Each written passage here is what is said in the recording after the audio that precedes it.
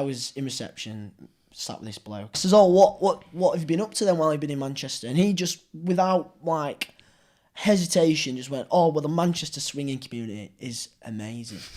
If you need a contact, I happily give him." I was like, "Oh, I don't think it's my scene, mate. Like, thanks very much, but no, thank you." You were being like just interested and you were being polite, and you took it as, "Oh, are you going to be my next little band? Do you want to join?"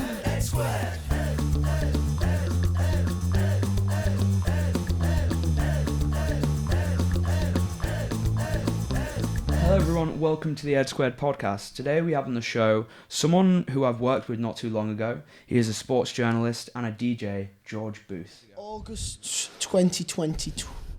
Damn, man, you got the date. August 22. And I think my life changed then. Yeah. I think, no, it was like the first time Not meeting me.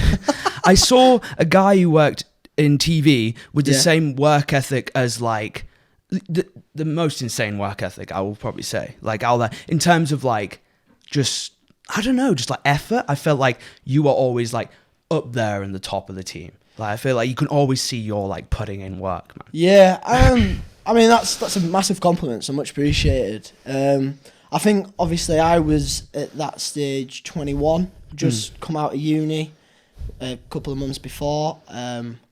Wasn't sure what direction I was wanting to go in with the work. Knew that I wanted sports journalism, but that wasn't clicking at the moment in time. And got advised to have a look at the TV production route at runner level, going at the bottom, which is, I think, the best advice I ever got, because when you're at the bottom, you can fuck up. Yeah, you can make mistakes. Sure. Yeah. You can learn from them quickly. But then you also work with different departments as well. So I think it was more of the fresh out of uni, wanting to prove a point. It took me a while to get that job as well. And I was grateful to have it. So I think it was a combination of all them types of things. And I mean, I'd say I've always been someone who likes to put in 100% effort. Yeah. Because I think it does pay off in the long run. Yeah, no, for sure. I sometimes would go to work with you and I'd wonder where you got the fucking energy from, man. Like, just pacing around. Like, so if you don't know, me and you work in TV. I think for the longest time, I've always wanted to work in TV. I think maybe since sixth form, maybe even earlier, I've always been editing videos. Yeah. But like, just what you said then, the struggle of kind of just getting like your first credit or like your first thing. A lot of it is... when you see someone in like a role, like as a runner, you don't see like how much effort they've just got to get a runner role sometimes. It's an entry level position, but I feel like sometimes it's even hard to get them roles. It's weird because obviously, like, I was looking on the usual job sites and there wasn't much there. So like, yeah, Indeed was the prime one. Right. And then someone said to me, "Oh, there's a Facebook group for TV runners." And I was like, surely not. And then sure enough, went on it. And it was like a private Facebook community. Just for the TV world. And they started putting loads of jobs on there. And then I applied for some of there, unsuccessful. And then I was living in Manchester at the time. So I was like, right, I'm going to Google search production companies based in Manchester. And come across a production company based in Manchester called Studio Lambert. And I had a really good time with them, really, really good team. And they didn't have anything on the site, but I just sent an email to an email account that they had on their site. And says, "I've not seen anything advertised, however, this is who I am, this is what I've done, fresh out of uni. I'd be really grateful for the opportunity to work, unpaid or paid, I'll happily just get the experience on board." And I can remember getting an email back saying, "Oh, we're going to give you a call." And ironically, I was on a 6 a.m. till 4 p.m. shift at Lidl when I got this call, which wasn't the most glamorous of jobs. And yeah, I got the call to say, "We really liked your email. Yeah. And we've got an opportunity coming up. However, we need you to be available for August, the month of August." And got back to him and went down that route. Do you remember what like shelf you were stocking at the time when you got the call? I was actually in the back of the warehouse. Yeah. Because I can remember my phone ringing and thinking, shit, this is them. Yeah. And obviously... And the show we're all talking about is Naked Attraction. Yeah, me and George, the first show we ever worked on was Naked Attraction. Yeah. And if you don't know, if you're from another country, it's basically a show where, is it six contestants? 6 contestants. 6 contestants are in a pod, and one person chooses purely on physical attraction which one to go on a date with. And that meant me and George was sat in a studio, you know, running around doing whatever we could to help, but would occasionally see the sly little boob, or we'd see the sly little... Or there was a potential that a robe could fall, and you could see that, yeah, right? 100%. I mean, just going back to when I actually got the job, and then I can remember saying on the phone, what job is it for? And she says, we're not disclosing that yet, but you'll get it in an email. Oh, you didn't know at that point? No, I didn't know at that point, so I didn't know what job... That's even more hilarious. I didn't know what job I was signing up to. Yeah. And then she sent me, I think they were just compiling who was doing all the running, then they were going to send all the information in one go. And then they sent the email, and I can remember just looking and was like, what is it? And I just saw Naked Attraction, and I was like, oh my God. I can remember just ringing my mum straight away.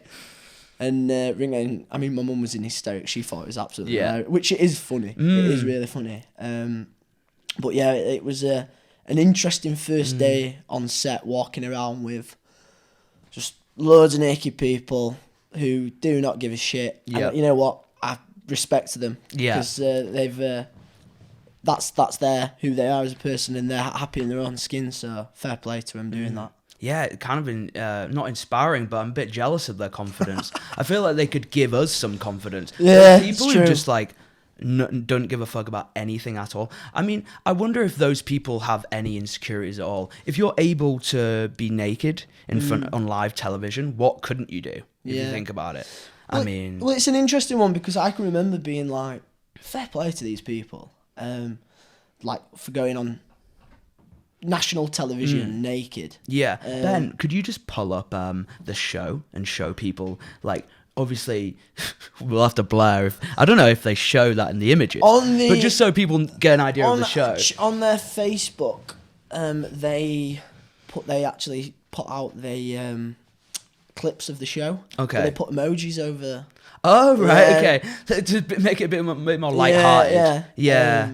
But yeah, that'd be a good clip to show. Enough. What emoji, if you were on the show, right, and you were there, what emoji would you want on top of your cock? Like, would you want a cool shades, or, well, an aubergine's a bit obvious. I mean, an aubergine's very obvious, isn't it? Yeah, because you don't want to like big it up. Well, I don't know what you're packing down, but you don't want to be like really confident, because then when you take away the emoji, exactly. So I don't know. What I feel like my girlfriend would be a good one to answer this question. You know what I mean? Yeah. She'd give an honest answer. You know what? I'd probably just go curveball. Quite literally, I go for a rugby ball. Oh, there we go. My rugby links. Yeah, that's a good one. That was a good answer. That I played that. Very well. You played that very well. No, that's cool, man. So from that, we then worked on a show called Hot Wheels Ultimate Challenge, and now that was even another kind of new thing for me, because it was Americans coming over and shooting it in Manchester. Yeah, that's right. And it was kind of like we worked on the modern day Pimp My Ride in a way. Yeah, it felt like a recon thing, that, but I'm sure you could see going from that job to then we were basically like mechanics on the car team. We weren't mechanics, but we helped with that. It was an interesting one, that, because I mean, I got that gig ironically through a production manager who worked on Naked Attraction. So I must have done a good job there. That they were like, he was like, can you come back and give a job here? So I was like, 100%. And that was my first long contract in TV, which was enjoyable, to be fair. I think that opened my eyes in the sense of TV production can actually be quite stressful to a certain extent. Long hours, which is the norm in TV anyway, so that wasn't a surprise in itself. But working on a show of its size, which I believe got aired on NBC. Yeah, NBC. Yeah. I haven't actually seen it because I couldn't watch it here. Yeah. But so that Hot Wheels Ultimate Challenge, NBC, I think it was like last summer, wasn't it? It was released. Well, it got aired, I think, summertime, and Yeah. we worked on that in February to April 2023. I mean, it was so weird. So we, the likes of like Jay Leno was there. Yeah. I mean, you've got Terry Crews. Crews. Have you got the show up? Could you just Google Hot Wheels? There was the Fast and Furious. Oh yeah. It was the Asian guy. The Asian guy. I forget his name. With long hair. Really iconic character though in Fast and Furious. But just to put you into perspective, like we're in Manchester and like we're not down in London. Like that was the first time where I like worked on like an American TV show, and you just felt like the size of it was bigger. Yeah, massively. Maybe not day to day, but like, now I look back at it and go, that's cool that I've done that for sure. It was really. I mean, I look back on that and it opened my eyes in the TV production sense of what it can be like, and the beast of it all. Because it is a massive operation with loads and loads of people. I've just seen the light come down. It was the sun, wasn't it? It's like getting more intense in here. Sorry, our lights have just gone dim. But sorry, what were you saying? But yeah, obviously the beast of TV production, you saw how big it can actually be, and how many people it takes to do certain stuff. I mean, to a certain extent, I mean, at times I think there's way too many people just doing one job. Yeah. Not in a runner sense either as well. Like in other separate departments, you think, well, they could really cut this down here and save a bit of money, but yeah, it's so weird because you can't really compare it to any other kind of line of work in terms of like that, and like you're all real people, but you're creating something that isn't real in a sense. So it's like that weird balance. I mean, I get what you mean. If you looked at it and gone, oh, there's 4 people not doing anything today. But then, like, what runners do in TV, right? You've just got to be on standby. And if something hits the fan, you've got to be ready. So it kind of is like that with budget. I mean, that must be harder than ever now with budgets just going down the pan. Like, being able to, like, cut down. But then I reckon runners are probably even working harder than we are now. Yeah, no, massively. And I think it's also, I mean, I've been really... I don't know if fortunate's the right word, but I've since then taken a different route with what I'm doing now, and 100% like since that job finished in April, I've seen more stuff on news and on Facebook of there being a lack of job and harder for people to get into. That I mean, I thought it was hard when I tried to get into it at first in August 22, but now it seems even harder for people. So. That's not even 2 years. I know. That's crazy. Times change really quickly, and like I'm not going to name the production company, but I already know that a production company that I've worked for, there's been like financial issues, which has resulted in a cut of jobs. Yeah. Which is never nice to see, because obviously when you've worked with people that ultimately you get along with, you don't know them at all from the start, and then at the end you class them as your mate. Like the other night I went into Manchester and met up with Fred. And had a drink with him. Not seen him in nearly over a year. Yeah. But like obviously it's nice that you make them connections in that line of work. I mean, you're spending like 12 hours together for maybe 3 months. It might even be a month. It could just be a weekend. But there's like kind of, you all feel like a team. I get what you mean. You're spending so much time with these group of people, then all of a sudden you might never see them again. Yeah. It is cool. That's good that you're reaching out. Fred was funny. I think who else was on that? It was a really good bunch of people. Yeah. But you think about like how many people you've just forgotten about as well. Yeah. Because your brain only has a certain amount of like contact. I mean, I'm not good at remembering names anyway. Yeah. But no, it's a lot of people, and sometimes the difference of remembering someone's name could just get you a job or couldn't, right? It's crazy. Yeah, man. And it's like, and I mean, it's weird how, and this is one thing that like, it's not what you know, it's who you know as well. So coming out of that job, ironically, I forgot his name. Oh, brilliant! There we go. So, but he, this gent, really good guy. He got me a contact for Gladiators that was filmed in Sheffield, and I live in Barnsley, so that's a lot easier commute. Oh yeah. And went to work on Gladiators after the Hot Wheels show. Yeah. That only came out like a month ago. Yeah, it only came. That's crazy. So they filmed that in the summer. Yeah, and that's coming out. 2022. No, that's not right. Yeah, no, 2023. Sorry. Wow. Okay. Last year. Apologies. And yeah, they filmed that in the summer last year, and that was it was just great to work on. something. So I mean, Gladiators was before my time. Yeah. But obviously you know about it. It's an iconic show. Yeah. And I was at runner level there, and it was a job that I really, really enjoyed. And saying, even though I'm not doing the TV production work anymore, if I got a message or an email saying, do you want to come back and work on this if they refilm another series, I hands down would do it. Yeah. Because obviously the connections that I made was like really, really good. For sure. No, that's sick. You seem to have done a lot of running. What are you doing now then? What are you up to? My degree was in broadcast journalism, and trying to get coming out of uni, trying to get into sports journalism, essentially is what I wanted to do. Coming out, and that was where my focus was. I took time, and I applied to a talent pool at BBC Sport. So went for an interview at BBC Sport for this talent pool. It was like a group interview. Oh, how many other there was quite a few people. I've never done a group interview. Yeah. I see it in like sitcoms and stuff. There's a classic Peep Show a scene. I don't know if you're a Peep Show, but it's just hilarious because everyone's kind of like pretending like they're not competing, but you are competing. Yeah. So how was it? It was interesting, to be fair, because I can remember getting there and sitting in the foyer and everyone was like, it's all night. To be fair, there was no hostility at all. And we had the talk of, this is what we're going to do. Go upstairs, we'll have an introduction side of things. Then we had to do like a little written test. Off the top of my head, it was like a match report style, I believe. Oh, okay. In a certain amount of time. And don't get me wrong, it wasn't like, you must have this done in. It was not like that. It was very laid back, really, really nice. Then you had your one-to-one chat, and then it went from there. Nice. And initially, I got an email back saying that I hadn't really got through to what they were wanting, where they were essentially employing for. But they said that I'd benefit from a little bit of training that they were willing to give. Obviously, that was a step in the right direction, so I took that.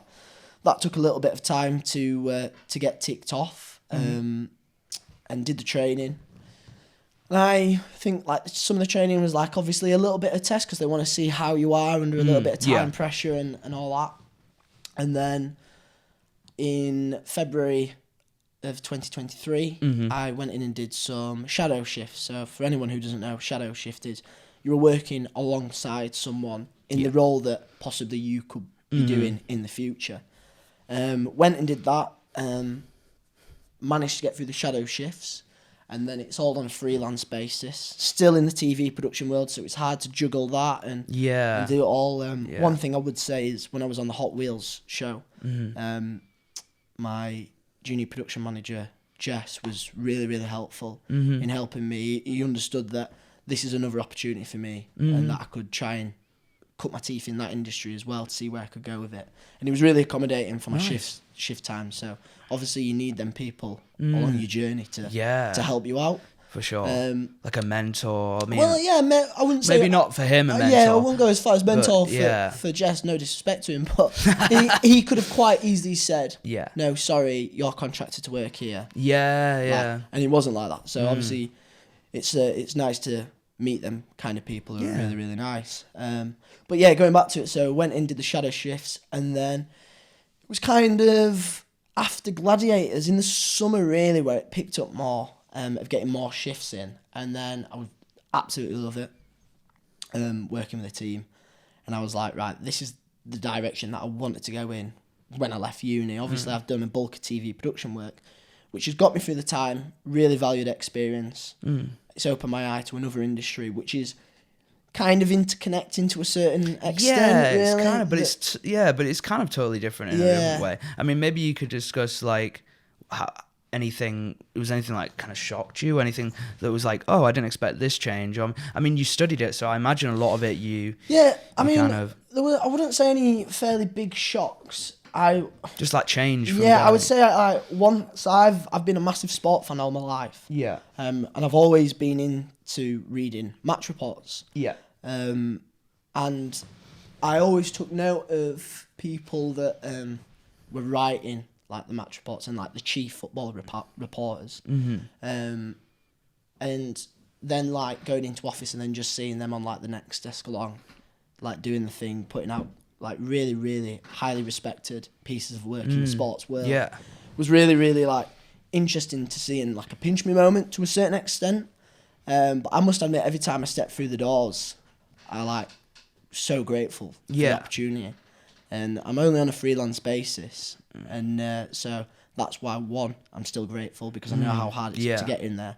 Two, it's competitive, so you need to like step up to the mark when you are there and be a valued member of the team who is helping put together really good content, essentially, that you're putting out on the site. So it's it's very proud to work there, and I don't take it for granted, 100%. I mean, that is kind of something I heard pretty recently, is like, just because you're proud of the work you've done before, don't let you be complacent with what you want to do in the future. Yeah. I mean, from the first few days I met you, I could tell you have that attitude. But I think a lot of people, well, in our industry in particular, you've got to have that. Like, tomorrow's not promised, right? Yeah, 100%. And I mean, like, obviously, being grateful for the little things you have in your life is a massive thing.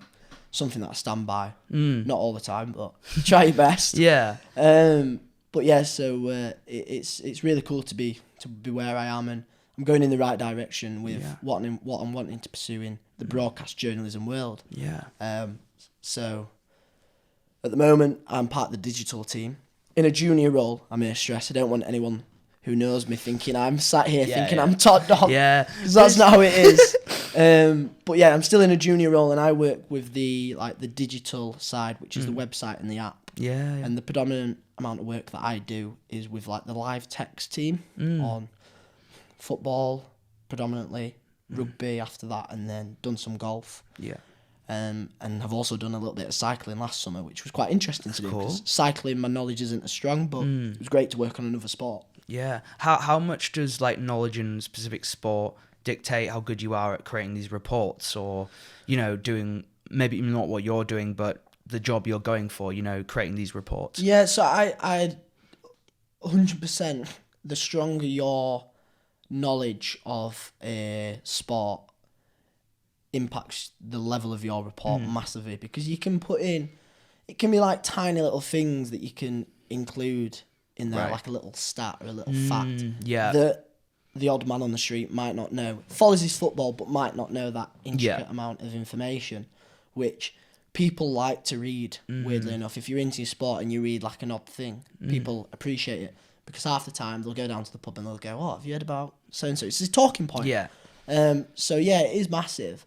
And I mean, the kind of researcher role that I'm in at the moment, along with the live text work, is the bulk of that is kind of getting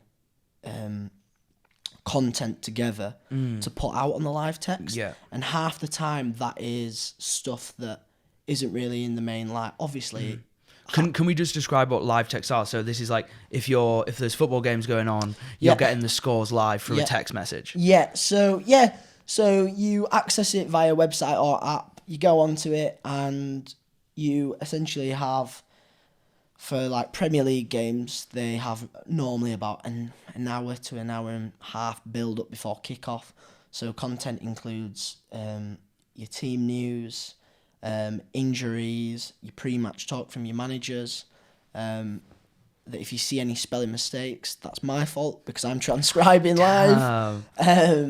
Which is, I'd say, it sounds crazy to say the most stressful part is transcribing.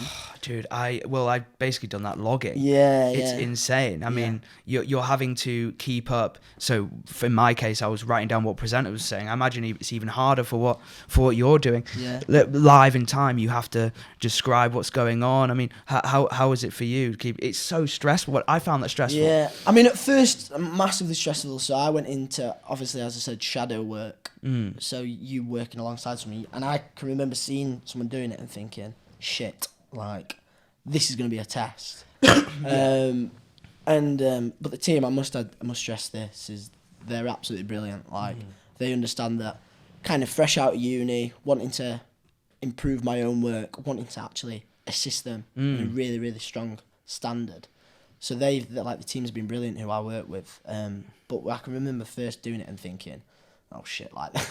Yeah. Just typing away as fast as man, possible, it's and then stress. doing the spelling, and then the grammar on top of that, and then reading it through, and then obviously half of the, well, not, I don't know the exact stat, but there's a lot of football managers in the Premier League who have don't come from England or Scotland or Wales. Yeah. So you've got like a Spanish manager who is speaking English, but like kind of broken English. Yeah. So like you get what they're saying when you're listening. However, when you type it down, you read it and you think, that makes no fucking sense at all. So you have to basically make them sound like, like you could read it, like an average person could read it. Yeah. Instead of quoting them. Yeah, kinda. so it's like you're adding, if they've missed out the key information, the key context behind it, you're kind of adding it in, but then you've got to be really careful because you obviously don't want to cross the line and put too much information, which actually that's not where they were going. Yeah, that obviously, must be hard. Football managers and players get scrutinised. Yeah, that in must be everything they say, everything they do, whether it's on the pitch, off the pitch, in their daily life, they get scrutinised. So like, you got to be really careful, especially if it's on a sensitive topic. Yeah, You've got to be really careful on. A lot of people take them as facts, as news, as right. Yeah. So, and you're the one producing that. That must be, I'm sure you're better at it now, but at first that must have been quite daunting. Yeah, very daunting, very daunting. I'd like to think that each shift I improve on something, whether it be a little thing. But yeah, it was daunting at the start. It was daunting. I mean, we've got a lot of news stories to do with. Oh, here's one of them now that's just popped up. Actually, we got a news story recently. Was it Joey Barton talking? Yeah. It's quite controversial, talking about his views on female pundits in football. I mean, there's. Now we managers, coaches, players, there's more information available than ever about them now, more in their private lives than ever. Yeah. I mean, from your perspective, like, and your background, like, how would you report on such a topic like that? Maybe you wouldn't report that, but those cases, people like you or people who report that, it must be such a difficult thing to. Yeah, it is a difficult one. I mean, I've not reported on it as such, but seeing stuff that's put out there, I mean, first and foremost, what he's saying is quite. Could you like give the listeners, if they haven't heard the story? Yeah. So, cut a long story short, Joey Barton is an ex-professional footballer. He's from Liverpool. I think it will be fair to say had a bit of a rough upbringing to a certain extent. Family members who have also had a bit of a rough past as well, going to prison and all that jazz. He had a bit of a reputation on the football pitch, bit of a hard man, and I must say, very talented footballer. That's something that no one can actually take away from him, and he was very gifted in that sense. Played majority of his football over in England, played a little bit over in France as well, at Marseille, but ended up coming back over to England. And he's essentially using his Twitter platform, followed by a lot of people putting out quite strong messages about female pundits talking on the game of football. And these female pundits are all ex-professional footballers, played women's football, obviously, for England and at your top teams over in England as well, which majority of the time has been Arsenal, Chelsea. Surprisingly, not Manchester United, really. They've only come onto the scene recently in the past few years. Man City, who are kind of... Is this in women's football? Yeah, this is in women's football. Man City are leading the way now. Yeah. But he's putting out messages there saying, like, why am I listening to this woman talk about football when she's never played an elite man's game? And obviously, correct, she's never played a man's game. However, I think what you need to look at here is, if I had a daughter in the future and I was watching the football and she was sat with me watching that game and she wanted to, was thinking in the back of my mind, I want to play football, but it's 22 men on a football field. But then she saw a female pundit talking about the game and showing some insight to the game and X, Y, and Z, then it'd give her a bit of a boost. Go, actually, I'd try that out. So I think that's why it's vital to have your female pundits. Yeah, representation. Representation massively, because it is a massive thing, and at the end of the day, it's promoting the game of football. Yeah, promoting the game of football, and it's getting word out there about it more. More people are signing up to play. and I just think it's integral. Yeah. It should be. So the message he's putting across on his social media is a really dangerous one, but I think we're very lucky in the sense that your major news organisations are not on the same thought process as him. Yeah. And ultimately, they have more power in the big decisions that happens. Yeah, I think now you've kind of told me a bit more about his past. I mean, I heard the story from my girlfriend originally, and then, I mean, talking to it to a woman as well is also quite like interesting as well, because they know it firsthand, right? I mean, the conversation I had with my girlfriend, it was like, yeah, I want to see women there because I want people to be inspired. You want that. Yeah, you want that there. But then you've got the case of like men can commentate on women's football as well. So it's like, it is hard, man. It is hard because there's the reality of the skill level. You know, the women's football hasn't been around as longer. Like, there are some points he's saying there which are like, in a way, some of it you could agree, but his recent stuff, it sounds like he's just gone a bit more like, the original interview I saw of him was just like any other miserable old man saying, why is a woman? Like, you hear that quite a lot, don't you? It's one of them, like, obviously on the note regarding women playing football, so like, obviously from 1921 to 1971, the game of football was banned by the FA on FA sites for females to take part, because they believe it was unsuitable for women to play the game of football. So for 50 years there, you've had the game of football taken away from women. So from 71, it's back in. You can go out and play. Yeah. So for the 50-year period, the game essentially has been taken away and will have been frowned upon 100 times worse back then than it is now. So now they've got this opportunity, and now the England women team have done absolutely fantastic in what they've achieved in the game and promoting the game over here. I mean, we've just had recently Mary Earps, Manchester United and England goalkeeper. She won Sports Personality of the Year. So that's showing the level that women's football is getting to. Wasn't the first female Ballon d'Or also recently as well, or has that been a thing? I think I saw a Spanish player got the first women's Ballon d'Or. I'm not sure about that. Maybe Ben could look that up. But yeah, a lot of these things are happening. I mean, it makes sense why there's such a, well, there's a gap in skill, but like you just said, 50 years. For 50 years, it was banned. Yeah, it's crazy to think that was such a thing, really. So when you now see that the game is open to all, no matter what sex you are, no matter what background you come from, then why would you want to take it away from someone? And I know we've diverted a little bit from the original tack of this was the female pundits talk about the men's game. However, it's all coincides with each other. Like, it needs to be as open as it is now, and it needs to be kept that way. I think it's really good that you highlighted the history as well, because that kind of gives context of like a woman's like, well, we haven't had as long as you guys here. Like, you're saying we can't talk from experience. Well, give us a fucking chance. Yeah, no, give us enough time. Yeah. I get that. I mean, there are the biological differences between men and women, and I'm sure that's where a lot of his rhetoric is coming from.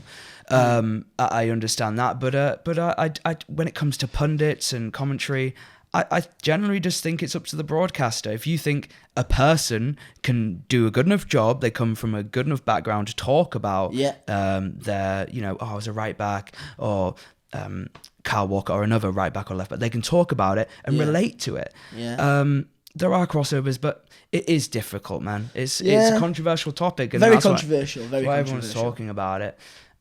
But I don't think anything that guy's saying will come into fruition. Like, it looks like, I mean, Kate Abdo, she's such a good, she's funny as fuck, good. I mean, ex-University of Salford student. Really? Yeah. That's crazy. I believe. I might need to fact check that.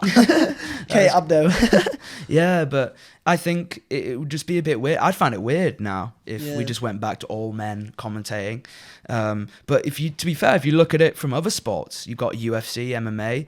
I don't see many women commentating on that. I know there are a couple, and there is women's MMA, so it's interesting.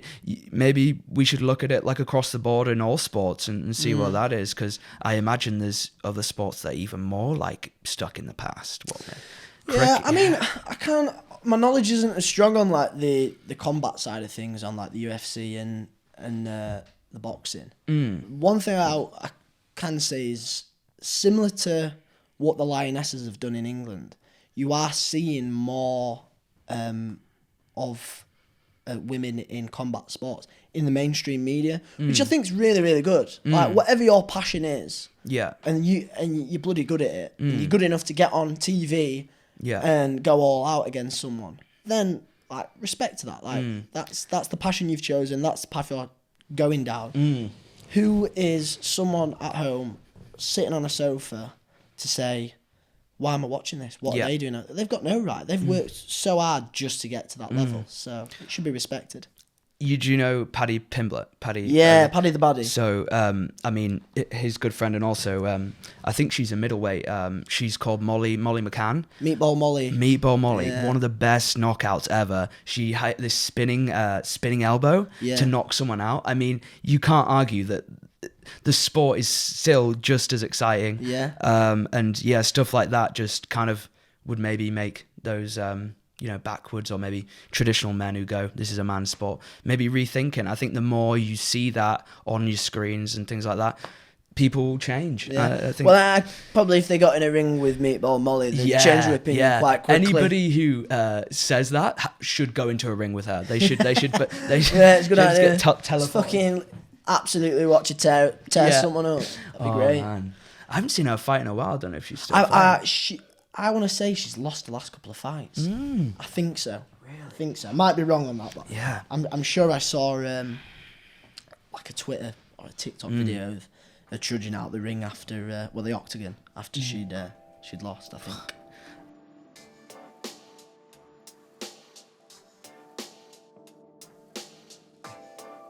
I saw a picture on Instagram of you DJing. And stuff like that. How long have you been doing that? So I've always been into my dance music.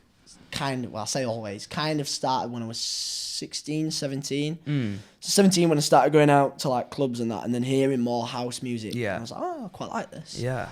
And then went to uni. Two of my mates back home, they started DJing just at like house parties, nothing serious. And they'll joke that I can't mix a salad. They'll take the piss out of me saying that. But it went into lockdown and kind of bored. And I'd got my own decks at uni just before I went into lockdown. And got in touch with Zach, and Zach was like, my mate from back home, do you want to set up like an Instagram page and we'll promote house music? So I was like, yeah, 100%, like definitely will do that. And then next, like a week later, we were just posting videos of an underground DJ over in Liverpool. And he sent us a song and he said, can you put it on the platform, Apple, Spotify, and all that jazz? And we were like, at first my thoughts was like, oh, not really, I don't really know how to do that. But then speaking to Zach was like, well, we could have a look down that route and see how much it costs, what the pros, what the cons are. So we were in lockdown, we had shitloads of time, and it was like, you know what?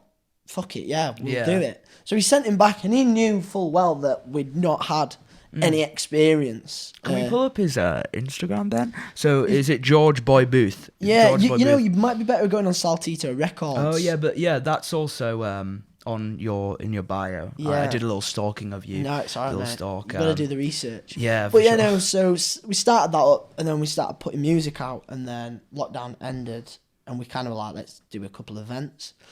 So we did a couple based over in Leeds near the city centre. We did a couple at District, which is a really known dance music club in Leeds. It's been there a few years now. And then we did a couple more at Eiger Studios, which is just on the outskirts of Leeds.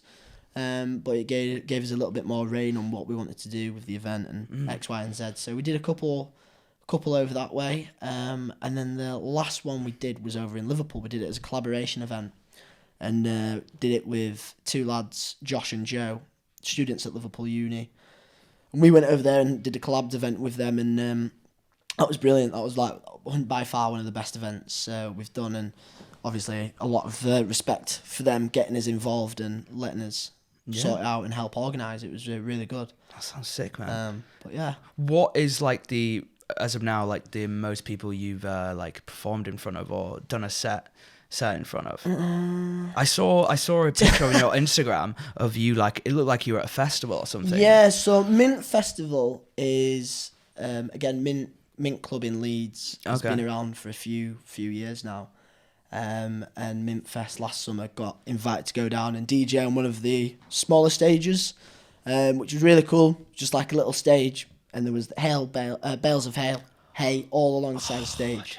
Have you managed? Do you need my login for Instagram or anything? You're good, yeah, nice. So yeah, we did that, and it was class, and I did it alongside Zach.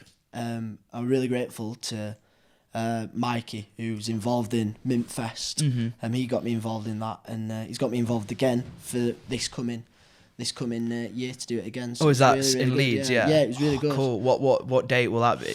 Bank holiday. Bank holiday. It's on a Sunday. George Booth is in the booth. No, he's not. He's in the set. That'll be cool, man. I'm not a house music guy, but I'd definitely come see your set. You know what? I must admit though, when you said what's the biggest crowd you've played at, it would be, and this sounds very sad but funny at the same time, my sister's wedding. Really? Damn, was it a massive wedding? Yes, it was a big family piss up.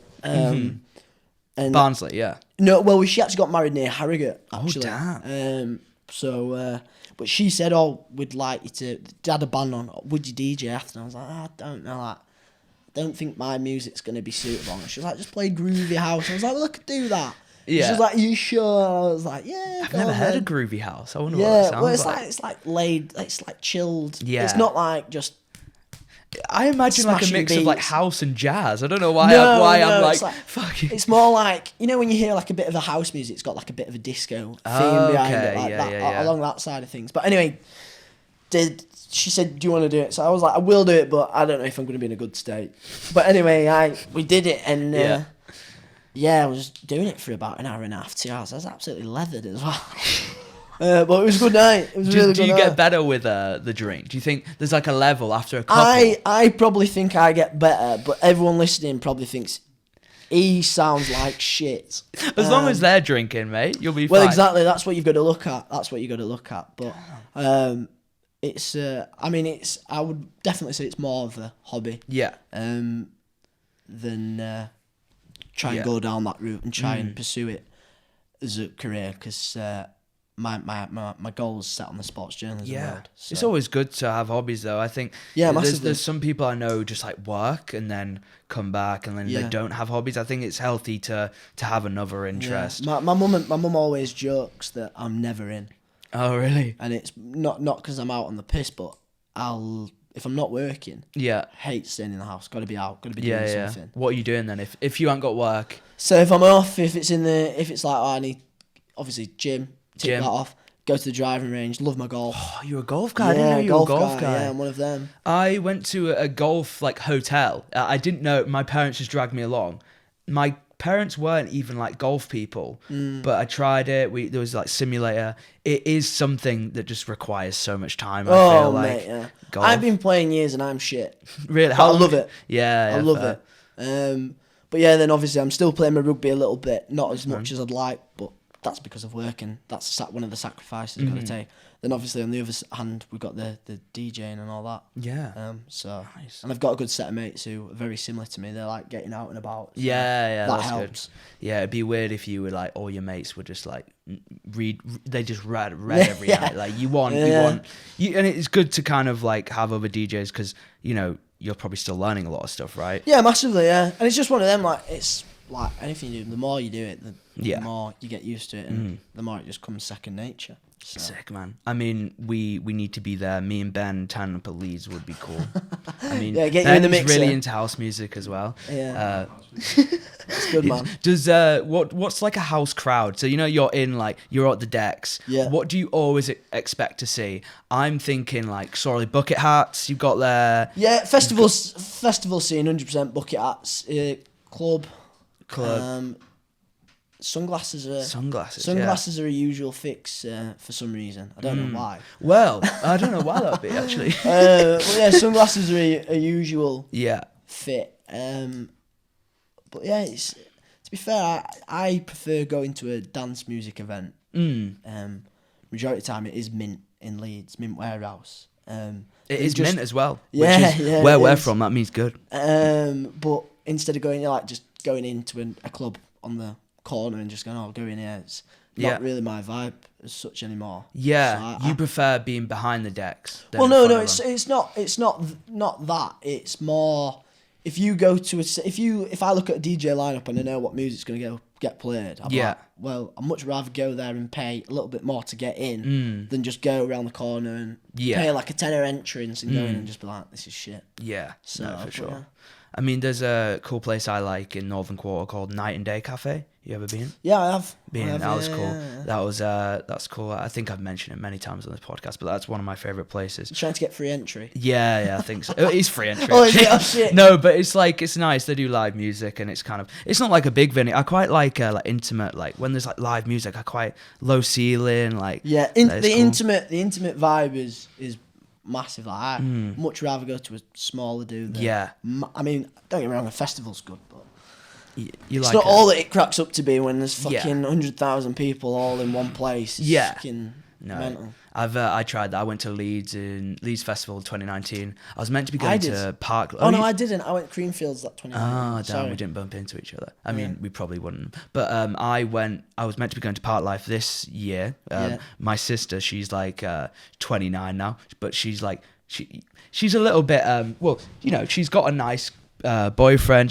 She's not the person you suspect to listen to Stormzy in the car. You know what I mean? Yeah, she's very but she's like really into like grime, rap, and she's like, let's go Park Life, J Hus, all that. But in a way, whatever floats your boat. Yeah, we did it. I mean, you must have saved a bunch of money just from not having to like rent. I mean, it's a massive thing. Obviously, do you move to Manchester? Do you live? I mean, I'm lucky because, grand scheme of things, I'm like an hour and a bit away. So that commute is just something that I've signed up to. Yeah. More than happy to do. And it's worth it really because obviously I get to see the family, and I've got my girlfriend back home as well. So she wouldn't be too happy if I packed up and pissed off. I think you'd say that to some people and they'd be like, an hour and a half? That's way too far. Yeah. But there's so many people who do that and you forget how small this country is. Yeah. Like some people in America will be driving like, their commute will be like 3 or 4 hours to another state or even longer, right? I mean, my commute to school when I was a kid was about, on average, half an hour, but on a bad day, could even take an hour to get to. Yeah. I mean, it was only 40 miles up the road, but it was, if you get stuck in traffic on the M1, it's a bit of a nightmare. Mate, for me, it was just getting out of that bed and chucking myself onto the bus.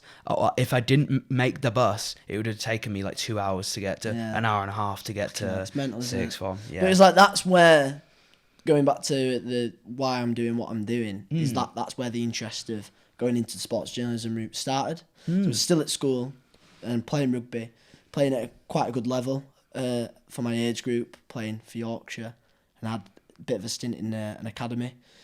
And then I was like, this is what I want to do. This is my main focus now. Really passionate about it. And then all of a sudden, click of a finger, it was actually, we don't think you're going to make the cut, which was a big pill to swallow. However, then it was same time careers officer coming into school and sixth form, and saying, what do you want to do, X, Y, and Z. I kind of had no idea what I wanted to do. And then journalism got mentioned, and I was like, nah, not journalism. And then sports journalism got mentioned, and I was like, actually, that interests me. Because I have always been interested in something in that industry, mainly because I'm a sporting interest. And I was like, actually, yeah, going to go for it. So got my head down, did the broadcast journalism degree, and then TV production jobs, obviously, and then ended up doing the junior work for BBC Sport. So at the age of 13 or 14, you're in this academy thinking you're going to be, that's the route you're going down, and then you took this kind of, not academic, but definitely a different role, a different kind of job. Massively. I mean, my uncle once said to me, and this is like with what I'm doing now, he said if you like dropped a stone in a pond and it had a ripple effect, one of the first in the different industries around not being a professional sportsman, the first thing you'd come across in that industry is sports journalism. So you're still interconnected into the sporting world, which I love, interests me. I go to work, doesn't feel like work. Work till late, doesn't feel like I'm there all day. It's got that enjoyment value behind. Yeah. So, it's been a good journey so far. Nice, man. That is crazy. I mean, there are a few people. I know a guy, a breakfast show I work for, who used to be like an ex-Wolves player. All right, and like, okay, and like you don't think about it, but there's probably, of course, there's more, professional football rejects than there are professional footballers. So 100%, it makes sense that there'll just be so many of them out there, but you Yeah. just don't see that. But how was that experience going back into the academy of like that competitiveness? And that age, 15, 16, is when it starts getting like serious. like- Money comes in. So there was no money involved at the moment in time. So when I got cut off, that's when the contracts as such were getting distributed. So that's when some form of financial benefit does come into it. So I unfortunately never got to that stage. However, not really unfortunate, because I've gone on to pursue sport interest in another industry. Yeah, I mean, Naked Attraction was quite physical as well. Yeah. Maybe more physical than rugby. No, massive. I mean, I mean, how I remember talking to a couple of people on there, man. They were just so like sexually open, like the most. Oh, yeah. I think, and these contestants, when we worked on Naked Attraction, they all stayed at the same hotel. Yeah. Insane. Yeah, well, same hotel. Some of them were in different ones. Oh, actually. were they Yeah, actually? some were in different They ones. kept them apart. Yeah, I mean, funny story about that is it was only on like the second or third day, and I mean, I'll happily talk to anyone. And I think they got the gist of that quite early on, and they were like, "Oh, will you go to reception of the studios and sit with the standby?" So for anyone that doesn't know, the contestants that you see on the show, they have backup people in case someone drops out, which someone did on one of the days. They got into the pod and they were like, fuck this. Yeah. Can't do it. Which is pretty normal, right? Which is fair enough. Like, I'd be the same. yeah, if like, obviously you get there, they have got plenty of opportunities to go, I'm really sorry, I can't do this. And obviously there's so much understanding around why someone would pull out. So there's a lot of respect there, and then no one's pressured into doing it. But yeah, I was in reception, sat with this bloke who was interesting, to say the least. I don't mean that in a disrespectful way. We got talking, and I was making small chat, and I says, "Oh, what have you been up to then while you've been in Manchester?" And he just, without like hesitation, just went, "Oh, well, the Manchester swinging community is amazing." So I'm there like, well, fucking hell, I did not expect that response. Yeah. So like, so I was like, you're oh. wanting small talk, then this guy's like, I mean, I had plenty of opportunity to like just end the conversation. I was like, didn't want to be rude. First job, didn't want any complaints. So I was like, oh, right, okay. So I mean, he went in depth about how Manchester was the epicenter of swinging in the north, apparently. right. And he was he knew a lot about it, and he was talking to me. Anyway, I was just being polite. Oh yeah, and then at the end, when he was like, we didn't need him. The taxi, I had to get his taxi sorted for him to get back to the hotel, and he was like, if you need a contact, I happily give him. I was like, oh, I don't think it's my scene, mate. Like, thanks very much, but no, thank you. You were being like just interested, and you were being polite, and Yeah. he took it as, oh, are you going to be my next little band? Do you want to join? Yeah, honestly. yeah. And you know when you just want the ground to swallow you up. And I can remember him going, and he was a top bloke, to be fair. He didn't mean any harm at all. He wasn't being weird. He was just so open about what he was doing and that. And I mean it's not illegal, is it? Like, Nah, so man. fair play. Like if that's what floats your boat, then like crack on. Yeah. But I can remember coming out and saying like, you will never guess what's happened to all my mates, and all my mates were just pissing themselves. What the fuck? That would be amazing. There's so many amazing stories from working on Naked Attraction. I've just got my mind's gone blank. What was I going to say? Fuck. My mind has just gone blank. Naked Attraction. Yeah, naked attraction.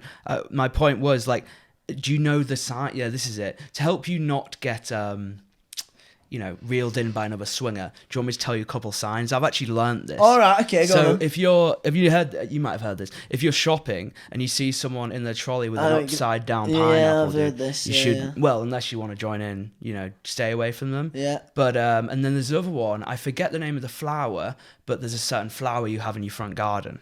All right, okay. I thought you meant like fucking plain flour.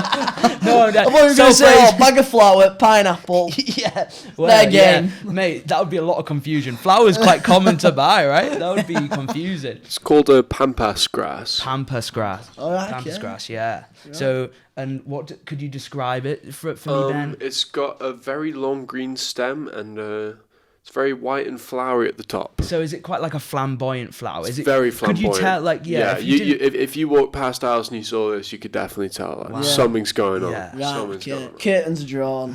Yeah. Damn. They're at it. Yeah. If you were, pretend you're not a sports journalist and you had to report like on swingers, do you reckon you could do it? Do you reckon you could go into a gaff and you won't have to do anything, but you'd have to get in there. What, like, kind of what Louis Theroux does? Yeah. You know what? Yeah. Definitely. I mean, I'd love to see that. I'd be literally like that. Right. Trying not to piss myself at the same time. Really? Yeah. Dude. I'd find it funny. Yeah. I would find it funny. But then everyone would be like, "Why are you laughing, man? I've just had some great sex." Yeah, I know, but I mean, it's like, it's as I said, like, if that's what floats your boats, then crack on. Yeah. You're not hurting anyone else, like, fair play. But if I ever got, like, the opportunity, if it was work related and more stress, then I think it'd be quite funny and interesting to see what the fuck's going off. Yeah, I mean, would you prefer to see naked people, or you're being blinded by the sun? I mean, the weather today has been crazy for the lighting in the studio. It's going now. It's gone. It's gone. Look at that just tells us what Salford is. It's just raining one day, isn't? But yeah, sports journalism is what you want to do, and where do you think you want to go on to? Where do you think this George Booth's story ends? I mean, long journey. Yeah. Hopefully, my aim in the next 5 years is to just build my experience, get a strong foundation. As I stressed, still a junior in the sports journalism world, in the role I'm doing. Build that experience, get essentially confident where I'm like, I've got this shit. And one day, hopefully, be broadcasting on radio and TV for sports. Hell yeah. That's the main end goal. Like Talk Sport or something like that. Yeah, something like that. Radio 5 Live. Do you know Adam from Yeah, Hot Wheels? so Adam's smashing it. He's doing now, a paper man. talk, isn't he? And That's Talk cool. Sports. That's Really always. cool. I think that's always good to see. Yeah. So obviously, like, it's always nice to see people you've worked with absolutely smashing it elsewhere. Yeah. So when you see that, you're like, oh, fucking fair play, man. Like, that's Yeah, sick. yeah. And then it actually gives you a reminder. Actually, if they can do it, then there's no reason you can't go and do it. for sure. So it's like that extra motivation. Yeah. But I just wonder how that stage has gone. You're doing a lot of research into the stats. You're reporting, and then going to being in front. Like now, we're in front of a camera, in front of a mic. I mean, I can see you being able to do it. I mean, I feel like this has been an episode where I can't even tell the fucking hair. With you. Exactly. I mean, I haven't spoke to you in months, maybe. Yeah. And then I called you, and it was just like we've known each other the whole time. Yeah. It was like fuck. But I feel like that's your power with anyone, man. You were saying you could talk to swingers, you could talk to. I mean, maybe different, not just talk to swingers. Yeah. Maybe I don't know. My mum and dad are gonna start to really worry about this. Yeah. Aren't they? I hope there's a season 2 and we can go back. That would be so fun. This is George now. Fucking hell. Yeah, but I'm hoping to work with you again soon. Yeah, It'll hopefully, be fun. man. Hopefully. And just keep doing what you're doing.